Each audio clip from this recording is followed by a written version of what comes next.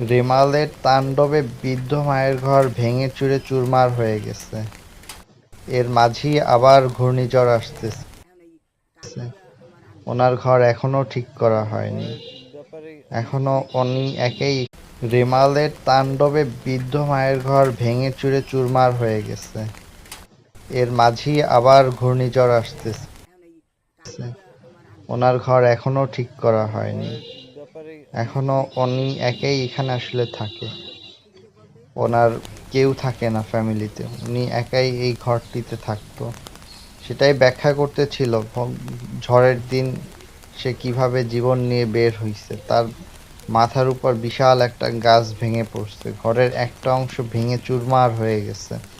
সেটারই এই যে কিছু অংশ এখানে আছে, ঘরের অর্ধেক অংশ পুরা ভেঙে গুড়িয়ে গেছে। এবং হচ্ছে যে এগুলারই হচ্ছে এখানে টিন টিন খুলে রেখে দিয়ে